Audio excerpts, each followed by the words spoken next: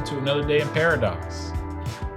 I want to continue today with the idea of truth, but I want to diverge from what I was talking about last time and perhaps think about it a little bit more concretely in some sense.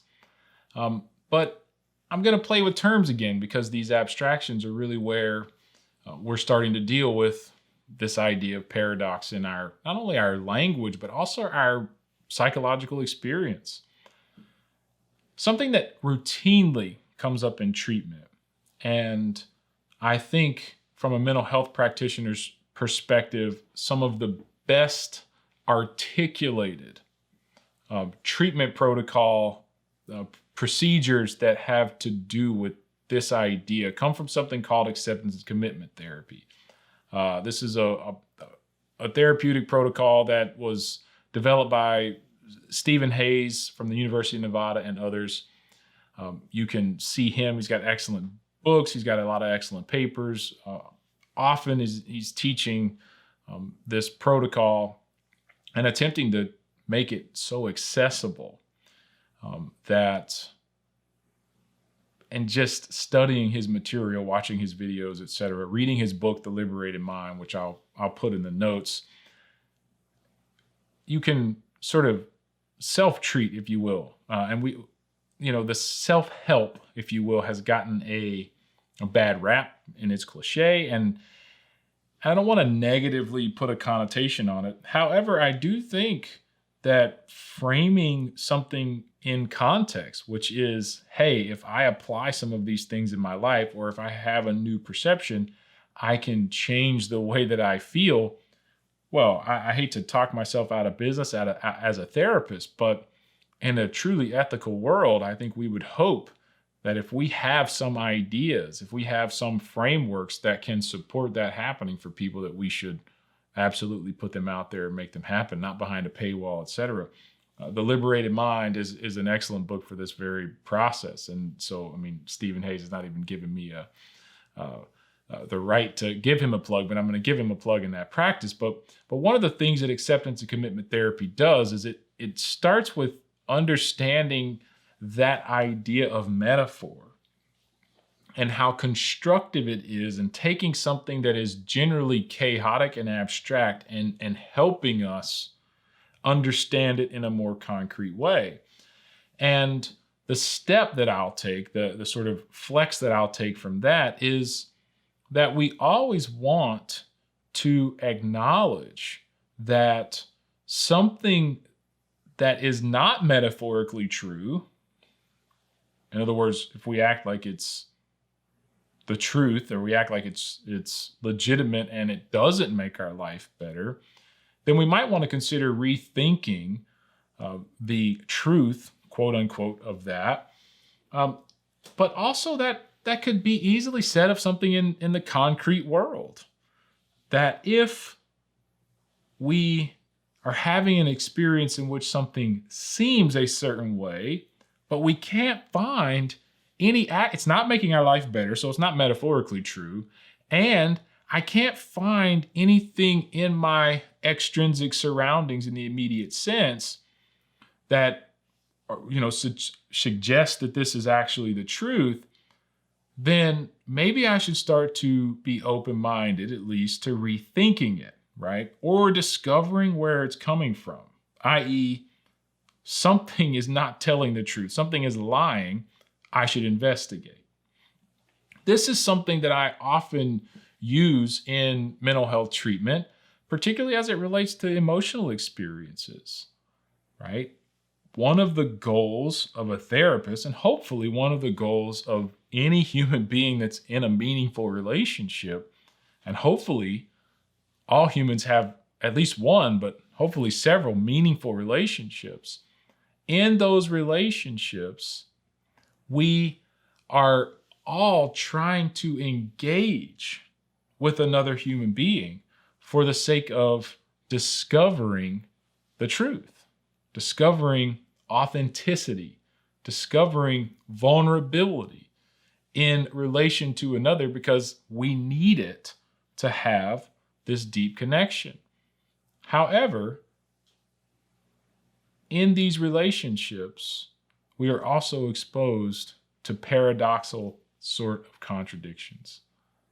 One of the most obvious of these is the emotional experience of one person in the relationship not relating to the perception of the other person in a relationship. The most simple example of this, and perhaps this is a little stereotypical, but a man and wife who the man thinks his wife is beautiful, the wife is struggling getting ready for some dinner event or some date night, and continually changing clothes, walking in and out through the bedroom and bathroom, and disgusted with how she looks, right? The man saying, "You look beautiful," every time, right? And that's what he should say.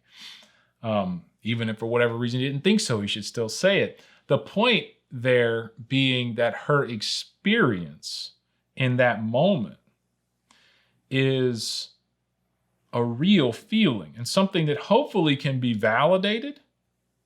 But the next step behind that validation is just because someone feels something doesn't make it true.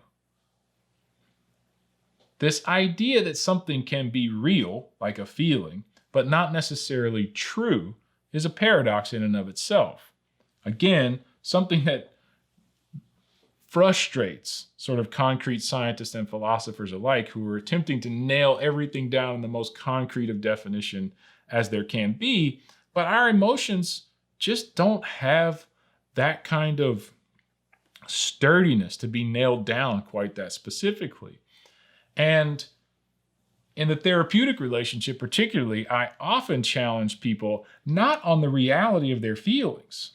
I want to validate that, and I want to validate that often and sincerely, but on the truth of the extrinsic representations of those things. Even something as harsh as an anxiety attack or a serious bout with depression, those are real experiences, but they don't necessarily have anything in the extrinsic environment that would justify that level of emotional response. Now, that doesn't mean that just because it's not justified, you couldn't or you shouldn't do it. But what it means is that we have a new way now of thinking about our emotional experience. Our emotional experience is real, it's legitimate, it's valid, but it doesn't have a place in which it can be true. So I can have a real experience that I don't have to accept or acknowledge as the truth. And that's a powerful metaphorical flex. It empowers our thinking to accept or acknowledge this sort of paradoxical relationship between my emotional experience, even though it's real and even though it's perhaps intense, it doesn't have to represent the truth about me, about anybody I'm in a relationship with, or about the world in general.